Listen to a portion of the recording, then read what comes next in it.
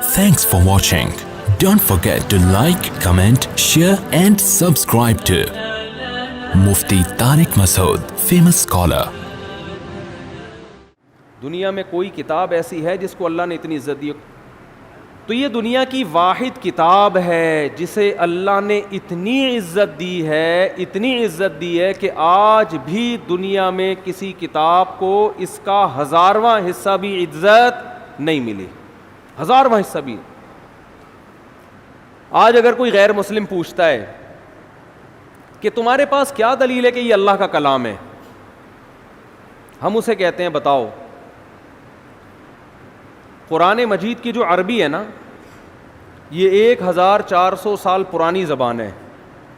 اللہ نے اس قرآن کی حفاظت کے لیے صرف حافظوں کو پیدا نہیں کیا، بلکہ اس زبان کو محفوظ کر دیا جس زبان میں یہ قرآن نازل ہوا ہے. آج سے 1400 سال پہلے کی کوئی زبان اب محفوظ نہیں ہے، اور عربی اتنی زبردست محفوظ ہے کہ جو الفاظ صحابہ، تابعین اور عرب کے نبی سے 40 سال پہلے کی عربی میں جو الفاظ استعمال ہوتے تھے نا، وہی الفاظ آج عربی زبان میں، وہی اردو زبان میں، بہت سے ان میں سے فارسی زبان میں، بہت سے انگریزی میں استعمال ہو رہے ہیں. اب دنیا کی واحد زبان ہے جو دوسرے زبانوں سے الفاظ لینے کے بجائے اپنے الفاظ دوسری زبانوں کو ادھار دے رہی ہے. وہی الفاظ استعمال ہو رہے ہیں. 1400 سال پہلے، بلکہ اس سے بھی پہلے، عربی میں پانی کو ماء کہا جاتا تھا. آج بھی کیا کہا جاتا ہے؟ ماء. ڈاکٹر محمود غازی جو ہے نا، ایک بہت بڑے اسکالر گزرے ہیں، بڑے خاندانی اسکالر، اللہ ان کی قبر کو نور سے بھر دے. بڑا تحقیقی کام کیا انہوں نے لکھا کہ ایک عجیب بات لکھی کہ دیکھو، نبی صلی اللہ علیہ وسلم کے والد اگر زندہ ہو کے آج آ جائیں، 1400 سال پرانا کوئی انسان اگر آج زندہ ہو کے آ جائے جو عربی کے علاوہ ہو، وہ ہم سے بات کرے کسی سے بھی، سمجھ میں آئے گا کیا کہہ رہا ہے؟ بڑے بڑے مورخین بیٹھ جائیں گے، عجائب گھر سے لوگوں کو نکلوانا پڑے گا زندہ کر کے نا، کہ یار اس کو سمجھو بول کیا رہا ہے. لیکن انہوں نے کہا کہ رسول اللہ صلی اللہ علیہ وسلم کے والد اگر آج زندہ ہو کے آ جائیں، حضرت عبداللہ، اور آج وہ ہم سے ہم کلام ہوں، کوئی بھی بات کریں، دنیا کے 20 ملک کے کروڑوں عوام اس کو سمجھے گی. ایک ملک نہیں، 20 کے قریب ملک ہیں جن کی زبان عربی ہے. وہ 20 ملک کے لوگ ان کی زبان سمجھیں گے، پورا ایک ایک لفظ سمجھیں گے یہ کیا کہہ رہے ہیں، ایک ایک لفظ سمجھیں گے. ایسا اللہ نے عربی زبان کو محفوظ کیا تاکہ یہ قرآن جب لوگوں کے سامنے پڑھا جائے تو لوگ یہ نہ سمجھیں یہ ہماری عقل میں نہیں آ رہا، ہم اس کو سیکھ ہی نہیں سکتے، ہم اس کو سمجھ ہی نہیں سکتے. اور دوسری بات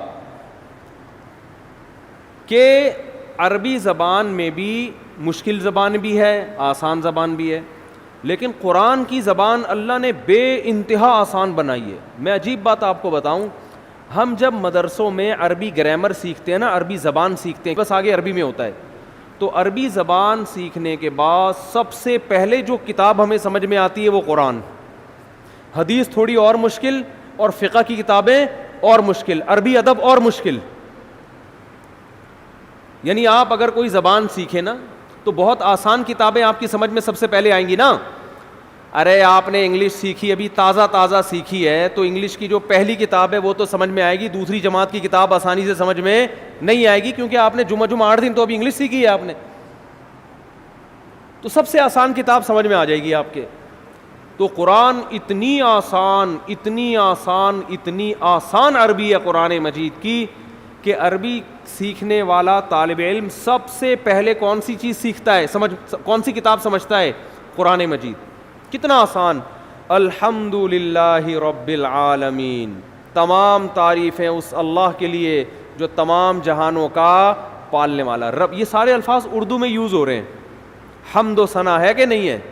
للہ، اللہ کو بولتے ہیں. رب العالمین، رب عالمین کا معنی سارے جہاں. الرحمن، بڑا مہربان. الرحیم، بہت رحم کرنے والا. رحمان رحیم اردو میں استعمال ہونے کے نہیں ہو رہے؟ بہت ساری زبانوں میں استعمال ہو رہے ہیں یہ. ارض کسے کہتے ہیں عربی میں؟ زمین کو. انگلش میں کسے کہتے ہیں زمین کو؟ کیا کہتے ہیں؟ ارتھ. یہ عربی سے آیا ہے انگلش میں. اور بہت سے الفاظ عربی سے انگلش میں گئے ہیں. ایسی زبان کہ وہ تو محفوظ ہے ہی, اس نے دوسری زبانوں پہ اپنا اثر ڈال دیا, دوسری زبانوں کا اثر قبول نہیں کیا اس, ورنہ زبان دوسری زبان کا اثر قبول کر کے تبدیل ہو جاتی ہے. ایسی خاندانی زبان اللہ نے بنایا عربی کو, قرآن کی وجہ سے محفوظ کیا. الرحمن الرحیم, مالکی, مالک کا لفظ اردو میں استعمال ہوتا ہے, مالک کا معنی مالک. یوم الدین, یوم کسے کہتے ہیں؟ دن کو کہتے ہیں نا, یوم سیاہ. الدین, روز جزا. ایاک نعبد, نعبد عبادت سے نکلا ہے, عبادت کا لفظ اردو میں نعبدو بنا دیا نا اس کو, عبادت کا لفظ استعمال ہوتا ہے. تو ایسی زبان کہ اتنی صاف ستھری, اور ایسی, ایک انگریز نے یہ بات لکھی ہے, بڑی خاندانی بات, اس کو نوٹ کر لیں. اس نے یہ کہا ہے, گورے کی بات ہے, مجھے موقع ملا میں اس کا حوالہ پیش کروں گا, کہ اگر کوئی شخص یہ چاہتا ہے کہ لوگ اس کی تحقیق سے 1000 سال بعد بھی اس طرح فائدہ اٹھائیں جیسے آج اٹھا رہے ہیں, تو وہ کتاب اگر لکھنا چاہتا ہے تو ایسی کتاب میں اس کے لیے عربی کے علاوہ اس کے پاس کوئی آپشن نہیں ہے. نہیں آ رہی بات؟ یعنی آپ یہ چاہتے ہیں نا کہ آپ کی کتاب 1000 سال بعد بھی لوگ سمجھیں, تو عربی زبان کے علاوہ کسی اور کتاب میں آپ ایسی کتاب, کسی اور زبان میں آپ ایسی کتاب نہیں لکھ سکتے. اور یہ بالکل صحیح کہا انگریز نے. اس نے یہ بات کی ہے کہ عربی میں 1000 سال پہلے کی جو کتابیں ہیں نا, جو لکھی گئی ہیں, 1200 سال پہلے جو کتابیں لکھی گئی ہیں, چاہے وہ سائنس کے موضوع پر ہوں, چاہے وہ دین کے موضوع پر ہوں, چاہے وہ فزکس کے موضوع پر ہو, جو مسلمان سائنسدان ہے, البیرونی نہیں تھا فلکیات, ماہر فلکیات تھا 800 سال پہلے البیرونی, اس نے کرو ٹریگنومیٹری کی بنیاد رکھی ہے. جتنی کرو ٹریگنومیٹری ہے نا آج گورے جو استعمال کرتے ہیں, یہ ساری البیرونی سائنسدان کی ایکویشنز ہیں. تو ہمارے شیخ حضرت مفتی رشید احمد صاحب نے البیرونی کی کتابیں پڑھ کے کرو ٹریگنومیٹری سیکھی ہے, اور پوری کیلکولیشن کرنا, یہاں بیٹھے بیٹھے قبلہ کہاں ہے, اور جو کرو ٹریگنومیٹری بہت مشکل ہوتی ہے اس کی ایکویشنز. تو وہ 700 سال پہلے کے سائنسدان کی کتاب پڑھ کے انہوں نے عربی وہ ٹریگنومیٹری سیکھی ہے. لیکن 700 سال پہلے انگلش میں لکھی ہوئی کوئی کتاب آج سمجھ میں آ سکتی ہے کیا؟ پتہ نہیں اس وقت انگلش تھی بھی کہ نہیں تھی, کوئی اور زبان ہوگی جو بعد میں جا کے انگلش میں کنورٹ ہوئی ہے.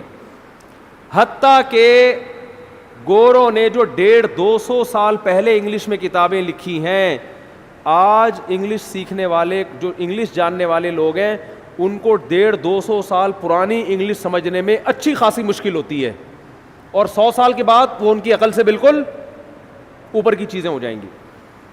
کیا خاندانی زبان ہے یار. اس نے کہا کہ بھئی آپ نے عربی میں جو 1000 سال پہلے کی کتابیں, ہم قدوری جو پڑھتے ہیں نا فقہ کی کتاب, وہ تقریباً 1100 سال پرانی کتاب ہے, لیکن طالب علم بڑے آرام سے پڑھتا ہے. وہ تاریخ کی جو کتابیں عربی میں لکھی گئی ہیں 1300 سال پہلے کی کتابیں ہیں. 1300 سال پہلے بھی جو ہے نا, جو ہسٹری لکھی گئی ہے, جو 100 سال کے کام ہوئے تھے. محمد ابن اسحاق مشہور مورخ ہے, وہ تقریباً 1300 سال پہلے کتابیں لکھ کر گیا تاریخی. غزوہ بدر, غزوہ احد, یہ ہوا, پھر وہ تو بہت قریبی زمانہ تھا نا نبی کے دور کا. وہ کتابیں آج ایسے سمجھ میں آتی ہے 2 اور 2 4 کی طرح. تو بتاؤ 1300 سال پرانی کوئی زبان ہے جو آج سمجھ میں آئے؟ تو اس انگریز نے لکھا کہ عربی وہ واحد زبان ہے کہ آپ اگر اپنی سائنسی تحقیقات عربی میں لکھیں گے تو آپ کی ان تحقیقات سے 1000 سال بعد بھی فائدہ اٹھایا جا سکے گا. اور اس نے یہ اعتراف کیا ہے کہ انگلش میں اگر آپ وہ کتابیں لکھیں گے تو 200, 250, 300, 400, 500 سال کے بعد کوئی ضمانت نہیں ہے کہ لوگ وہ کتاب سمجھ سکیں. ہو سکتا ہے دنیا میں 2-4 اس کے ماہرین ہوں, باقی کوئی نہیں سمجھے گا, کیونکہ انگلش بھی بہت تیزی کے ساتھ بولو چینج ہو رہی, بہت تیزی سے چینج ہو رہی ہے. ہم دیکھتے ہیں 15-20 سال پہلے کے انگلش کے کچھ الفاظ چینج ہو چکے ہیں, اب کچھ اور بن چکے ہیں وہ.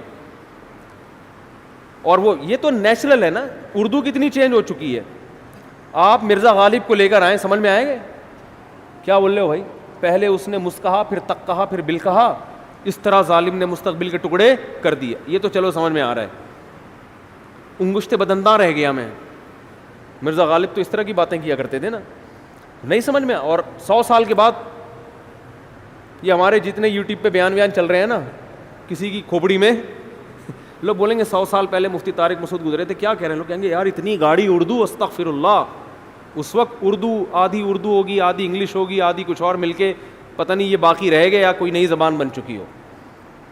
تو یہ معجزہ ہے قرآن کا کہ اللہ نے اپنے کلام کو محفوظ کرنے کے لیے ایک قوم کے کلام کو محفوظ کر دیا. اللہ نے کہا تم وہ خوش قسمت ہو کہ تمہاری زبان میں قرآن نازل کر رہا ہوں, تمہارے اندر صلاحیت ہو یا نہ ہو, لیکن تمہاری زبان کو میں کیا کر دوں گا, ہمیشہ کے لیے محفوظ. آج وہی قرآن الحمد سے لے کے شروع کیا جاتا ہے اور والناس پہ ختم. اور عزت کتنی دی اللہ نے اس کتاب کو. چند باتیں کر کے بس بیان ختم کرتا ہوں. آج مائک ٹھیک نہیں ہے, چیخنا بہت پڑ رہا ہے, کھوپڑی گھومتی ہے پھر اس سے نا. کہ دنیا میں کوئی کتاب ہے جس کے ٹائٹل پہ رائٹر کا نام لکھا ہوا نہ ہو, ہے بھائی؟ ہر کتاب کے ٹائٹل پہ کیا ہوتا ہے؟ رائٹر کا نام. حتیٰ کہ بائبل پر بھی رائٹر کا نام لکھا ہوا ہوتا ہے. قرآن وہ واحد کتاب ہے جس کے ٹائٹل پہ رائٹر کا نام بولو نہیں ہے, اس لیے کہ اس کا رائٹر کون ہے.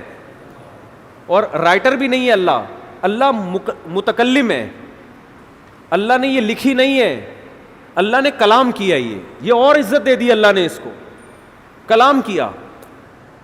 جبریل سے کلام کیا اور جبریل کے ذریعے اپنا کلام نبی کے قلب پہ نازل کیا. ایسا اللہ جب کلام کرتا تھا نا ہمارے نبی صلی اللہ علیہ وسلم کے قلب پہ, اس کلام کو جو اللہ کی ذات سے نکلا ہوا کلام, اس کو جب ہمارے نبی کے دل پہ نازل کرتا تھا, آپ صلی اللہ علیہ وسلم کو شدید سردی میں سخت ترین پسینہ آتا تھا. آج جو ہم نے آیت پڑھی ہے نا کہ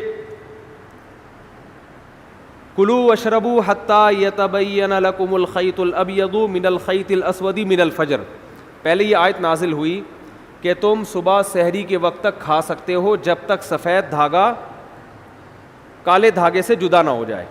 اصل میں اللہ تعالیٰ یہ بتا رہے تھے کہ اتنی روشنی ہو جائے کہ سفید اور کالے دھاگے میں فرق تمہیں نظر آنا شروع ہو جائے. یہ جب ہوتا ہے جب مشرق کی طرف سورج کی روشنی ایسے لمبائی میں پھیلنا شروع ہوتی ہے. اب صحابی کی سمجھ میں ہی نہیں آیا, وہ سمجھے کہ اس آیت کا یہی مطلب ہے کہ کالا دھاگا اور سفید دھاگا, حالانکہ یہ کنایا تھا کہ صبح صادق ہو جائے. تو وہ صحابی جو تھے نا وہ یہ لے کے بیٹھ گئے اور دھاگوں میں فرق کرنے لگے. تو جب فرق کرنے لگے تو پریشان ہوئے, نبی صلی اللہ علیہ وسلم کے پاس آئے کہ اللہ کے کلام کا مطلب کیا ہے. تو آپ صلی اللہ علیہ وسلم پر اللہ نے ایک لفظ نازل کیا چھوٹا سا, کلوا واشربوا حتی یتبین لکم الخیط الابیض من الخیط الاسود, کہ رات یعنی کالا دھاگا سفید دھاگے سے جدا ہو جائے یعنی فجر کا وقت ہو جائے. تو یعنی فجر اتنا لفظ نازل کیا اللہ نے, من الفجری کا لفظ. اور امی عائشہ فرماتی ہیں کہ اتنا سا لفظ جب نبی پہ نازل ہوا تو شدید سردی میں آپ صلی اللہ علیہ وسلم کے پسینہ ٹپکنا شروع, ایسے نچڑنا شروع.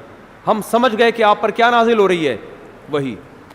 جب آپ صلی اللہ علیہ وسلم نارمل حالت میں آئے تو آپ نے کیا لفظ پڑھا, من الفجر, بس اتنا سا لفظ. تو یہ اللہ کا کلام تھا. ایک اور دلچسپ واقعہ ہمیں ملتا ہے احادیث میں. قرآن مجید کی آیتیں نازل ہوئیں, لا یستوی القاعدون من المؤمنین, جو مومنین میں پیچھے بیٹھنے والے لوگ ہیں وہ ان کے برابر نہیں ہو رہے جو میدان جہاد میں بولو لڑتے ہیں. پیچھے بیٹھنے والے آگے میدان جہاد میں لڑنے والوں کے برابر, بولتے کیوں نہیں یار, کیا ہو گیا, نہیں ہے. وہ لڑ رہے ہیں میدان میں, قربانیاں دے رہے ہیں, تم یہاں پیچھے بیٹھے ہوئے ہو. ٹھیک ہے تم نماز پڑھ رہے ہو, زکوٰۃ دے رہے ہو, عبادت کر رہے ہو, لیکن ان سے ایسا تھوڑی ہوا. تو ہاتھ ضائع ہونے کا خطرہ, آنکھیں ضائع ہونے کا خطرہ, شہادت کا خطرہ, گرفتاری کا خطرہ, وہ 10 خطرے مول رہے ہیں. تو تم کیسے سمجھتے ہو کہ تم ان کے برابر ہو سکتے ہو؟ اب بعض صحابہ معذور تھے, ان کا جذبہ تھا میدان جہاد میں لڑنے کا, لیکن معذوری کی وجہ سے ان کو نبی جانے کی پرمیشن نہیں دیتے. وہ اتنے غمزدہ ہوتے کہ روتے تھے کہ کاش اللہ ہمیں صحت دیتا, ہم بھی جا کے لڑتے. اب جب یہ آیتیں نازل ہوئیں تو ان کا دل تو اور بیٹھ گیا کہ بھئی ہمارا تو بالکل انہی کی طرح لڑنے کا جذبہ ہے, ہمارے بازوؤں میں طاقت نہیں, ہمارے کوئی نابینا تھے, کوئی بیچارے معذور تھے پاؤں سے, کوئی اپاہج تھے, تو ہمیں تو نبی روکتے ہیں ورنہ ہمارا تو جذبہ ہے, اور اللہ نے کہا کہ تم ان کے برابر نہیں ہو سکتے. جبکہ ہم تو روتے ہیں یہاں بیٹھ کے کاش ہمیں بھی وہاں جانے کا موقع ملتا. تو جب یہ نبی صلی اللہ علیہ وسلم کے سامنے صحابہ نے اشکال کیا نا, تو ایک صحابی فرماتے ہیں کہ آپ صلی اللہ علیہ وسلم کی ران مبارک میری ران پر تھی, ران مبارک میری ران پر تھی. تو کہتے ہیں کہ میں نے دیکھا نبی پر وحی کے آثار ظاہر ہونا شروع. صحابہ گئے نبی کی خدمت میں, یا رسول اللہ ہم تو معذور ہیں, اور اللہ کہہ رہے لا یستوی القاعدون من المؤمنین والمجاہدون فی سبیل اللہ, پیچھے بیٹھنے والے اللہ کی راہ میں جہاد کرنے والوں کے برابر نہیں ہیں. تو ہم تو شوق سے تھوڑی پیچھے بیٹھے ہیں.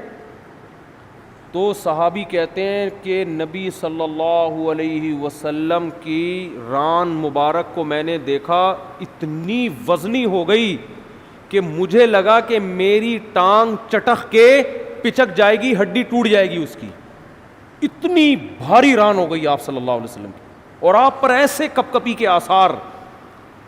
تھوڑی دیر میں آپ صلی اللہ علیہ وسلم کا جسم ہلکا ہو گیا, اور آپ نے ایک لفظ کی تلاوت کی, غیر اولی الضرر, بشرطے کہ ان کو کوئی مجبوری, بولو نا یار, یہ اردو میں تو بڑا لمبا لفظ ہو گیا, بشرطے کہ ان کو کوئی مجبوری نہ ہو. آواز نہیں آ رہی مجھے, کون سا جا رہی ہے میری آواز, میرا بھی کھوپڑی خراب ہو رہی ہے,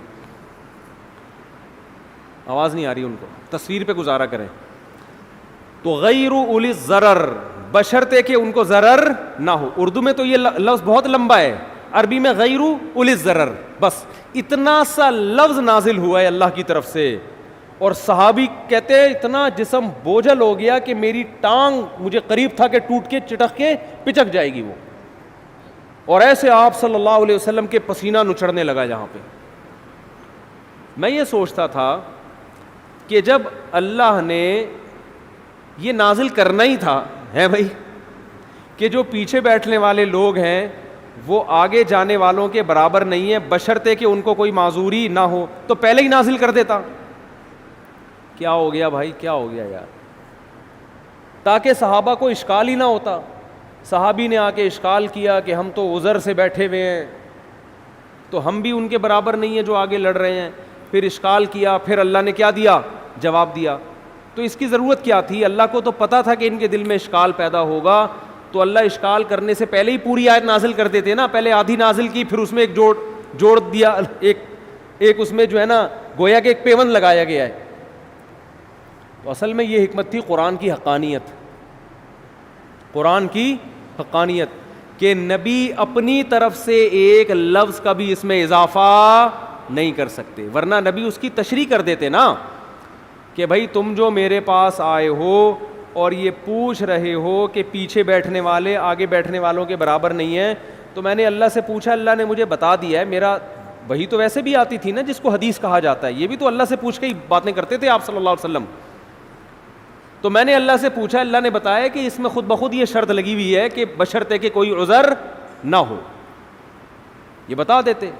لیکن نہیں, اللہ نے یہ ثابت کرنا تھا کہ اس میں نبی اپنی طرف سے کوئی ایڈیشن بولو نہیں کر سکتے, اور صحابہ کو یہ بھی دکھانا تھا کہ یہ نبی کے اپنے الفاظ نہیں ہیں, یہ آسمان سے نازل ہوئے ہیں. اپنے الفاظ میں انسان کی یہ کیفیت نہیں ہوتی, یہ واقعی من جانب اللہ الفاظ نازل ہو رہے ہیں کہ ایک لفظ نے اتنا بوجھل بنا دیا کہ آج تم نے اپنی آنکھوں سے دیکھ لیا کہ تمہاری ٹانگ ٹوٹ کے ہلاک ہونے والی تھی. اس کا مطلب یہ ایک لفظ کا بوجھ ہے جو اللہ کی ذات سے نکلا اور پیغمبر کے قلب پہ نازل ہوا, تاکہ صحابہ کو اور اطمینان ہو جائے کہ یہ ان کا کلام نہیں ہے. اپنے کلام کے وقت یہ کیفیت تھوڑی ہوتی ہے انسان کی. تو ایسا اللہ نے حفاظت کا وعدہ کیا, اور کیسی عزت دی اللہ نے. کتاب پہ ٹائٹل پہ مؤلف کا نام بولو نہیں, تعارف کیا ہو رہا ہے. کتاب میں انٹروڈکشن ہوتا ہے نا شروع میں, یہ کتاب فلاں سن میں لکھی گئی ہے, ایک حادثہ ہوا تھا اس کے نتیجے میں ہم نے یہ لکھی. قرآن اپنے آپ کو انٹروڈیوس کیا کرواتا ہے, ذالک الکتاب, اے لوگو یہ کتاب ہے. کیا انداز ہے نا کتاب شروع ہونے کا, اے لوگو یہ کتاب, لا ریب فیہ, اس میں کوئی شک نہیں ہے کہ یہ کس کی طرف سے ہے, اللہ کی طرف سے. اے اللہ یہ لکھی کیوں گئی ہے, یہ نازل کیوں کی گئی ہے, ہدن, یہ تمہیں گائیڈ کرے گی صحیح کیا ہے اور بولو غلط کیا. یعنی پہلے جملے میں ہی بتا دیا کہ اس جیسی دنیا میں کوئی کتاب ہے نہیں, کیونکہ گائیڈنس قرآن کے علاوہ کوئی کتاب کرتی نہیں ہے. آپ کہو یار بہت ساری کتابیں گائیڈ کرتی ہیں, فزکس کی کتابیں ہمیں بتاتی ہیں کہ کتنے کلومیٹر فی گھنٹہ کی رفتار سے اگر کتا آپ کے پیچھے دوڑے گا تو کتنی دیر میں آپ کو پکڑ لے گا. یہی ہوتا ہے نا, اتنی کلومیٹر سے آپ دوڑو گے تو اتنی دور میں وہاں پہنچ جاؤ گے, یہ ہو جائے گا وغیرہ وغیرہ. تو وہ تو بہت زبردست گائیڈ کرتی ہیں.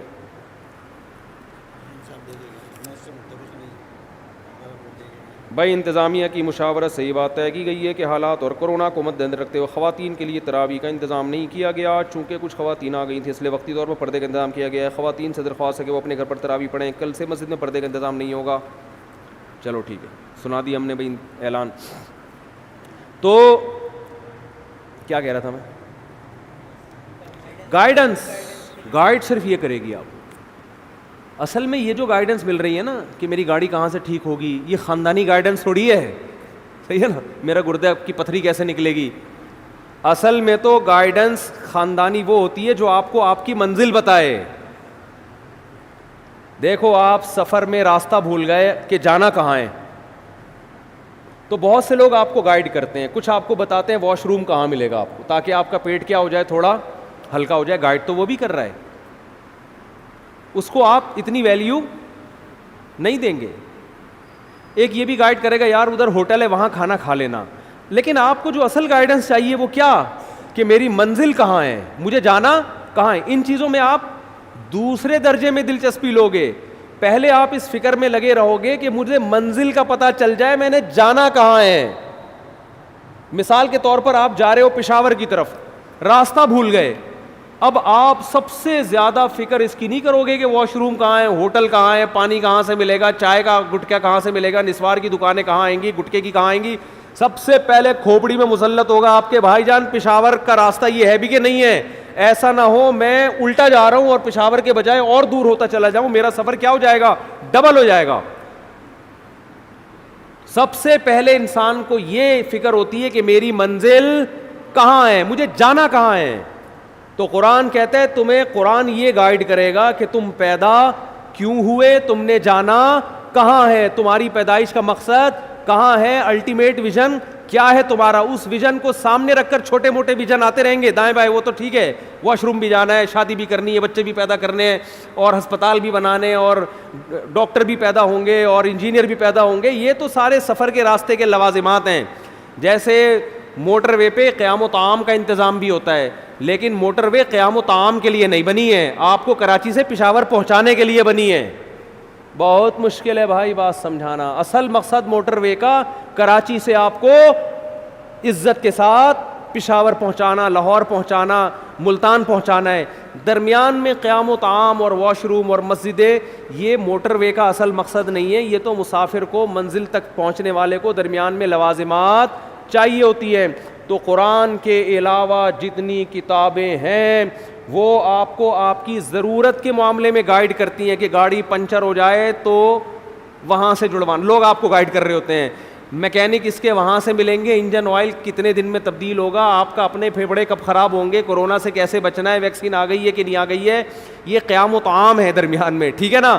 قرآن آپ کو بتائے گا کہ جس زندگی کی موٹر وے پہ تم چل رہے ہو تو اس موٹر وے میں تمہارا اصل ہدف کہاں ہے, اور کتنے کلومیٹر کے بعد تم نے دائیں مڑنا ہے, اور کتنے کلومیٹر کے بعد تم نے بائیں مڑنا ہے. بہت مشکل ہے ماموں بات سمجھانا. آج کل ہم جب چھوٹے بچے تھے نا تو جب بات سمجھ میں آئی تھی اس کو ماموں کہتے تھے. ہم کیا کہتے تھے اس کو, ماموں. ماموں بات سمجھ لیا, سمجھا. ماموں اس لیے کہ پیار سے نا, کہ تجھے بڑا بھی بنا رہا ہوں میں. بڑا ماموں بڑے ہوتے ہیں نا, اور ننیال کا رشتہ ذرا محبت والا ہوتا ہے, چاچو تھوڑے سے سخت ہوتے ہیں نا, ددیال والا ہوگا. تو ماموں کا مطلب ہوتا ہے کہ اب تمیز سے بات انشاءاللہ سمجھ میں آئے گی. تو قرآن نے انٹروڈکشن کروایا, ہدن, یہ کیا ہے, یہ گائیڈنس. اے اللہ اگر یہ گائیڈنس ہے, کیسا خاندانی تعارف ہو رہا ہے یار. شروع ہی ایسا عجیب, اس سے لگتا ہی نہیں کہ یہ انسان کا کلام ہے. اور محمد صلی اللہ علیہ وسلم کا یہ کلام ہوتا تو نہ آپ کسی اسکول میں پڑھے, نہ کالج میں پڑھے, نہ لکھنا جانتے, نہ پڑھنا جانتے. انہیں کیا پتا تھا یار اس طرح سے کلام کو شروع کرنا ہے بھائی. ہدن کیا ہے, ہدایت. ہادی بھی نہیں کہا کہ ہدایت دینے والی, یہ تھوڑی ویلیو کم ہو جاتی. ہدن سراسر ہدایت ہے, اے ٹو زیڈ الحم سے لے کے والناس تک سراسر کیا ہے؟ ہدایت. دیکھو کوئی شخص عدل کرنے والا ہوتا ہے اسے لوگ کہتے ہیں عادل ہے, عدل کرنے والا, اور جب غلو کرنا ہوتا ہے کہتے ہیں یہ تو سراپا عدل ہے. عدل کا دوسرا نام ستار بھائی, عدل کا دوسرا نام یہ ہے. کہتے ہیں کہ نہیں کہتے؟ اس کا مطلب مبالغہ کر رہے ہیں بھائی, عدل نام ہی اسی کا ہے. تو دوسری شرط قرآن نے بتائی ہدن, پہلا انٹروڈکشن کیا کروایا, کیا یہ ہدایت. سوال پیدا ہوتا ہے اللہ اگر یہ ہدایت ہے تو اتنے ذہین لوگ دنیا میں آئے, اس کو پڑھ کے بھی گئے, انہیں تو گائیڈنس بولو ملی نہیں. ہم تو جب موٹر وے پر جاتے ہیں اور ہمارا ہدف پشاور ہوتا ہے تو ہمیں بار بار سائن بورڈ کے ذریعے منزل کا پتہ چلتا ہے کہ پشاور اتنے کلومیٹر, دائیں مڑیں بائیں مڑیں, رائٹ ٹرن, کیپ لیفٹ, اور یوں کرے اور یوں کرے, اور اس موٹر وہ جو ہے نا وہ انٹرچینج سے آپ اتر جائیں, اور وہ تو بالکل صحیح, وہ تو ہر ایک کو مل رہی ہوتی ہے. تو معاذ اللہ اس سے تو پتہ چلتا ہے بھائی موٹر وے جو آپ کو ہدایت دے رہی ہے اس میں زیادہ ایکوریسی ہے بنسبت کس کے؟ قرآن کے. کیونکہ یہاں تو بہت سے لوگ پڑھتے ہیں کخ بھی فائدہ نہیں ہوتا. کیا ہو گیا بھائی, کتنے لوگ قرآن پڑھ رہے ہیں. ابو جہل بھی تو سن رہا تھا نا, ابو لہب بھی سن رہا تھا. حضرت عمر چند آیتیں سن کے تبدیل ہو گئے اور ایسا ایمان پر قائم ہوئے ہیں کہ انہوں نے اعلان کیا کہ کوئی ایک مجھے مسجد حرام میں وہ شخص نماز سے روکے جو اپنی بیوی کو بیوہ کرانا چاہتا ہے. چند آیتیں سنی اور منزل سمجھ میں آ گئی کہ جانا کہاں ہے میں. لیکن بہت سے پڑھ رہے ہیں, کوئی فائدہ بولو نہیں ہو رہا. تو قرآن نے بتا دیا ہدایت تو ہے, ہر ایک کے لیے نہیں. للمتقین, ان لوگوں کو جو پرہیزگار بننا چاہتے ہیں, جو سیدھے راستے کی تلاش میں ہیں. کیا مطلب؟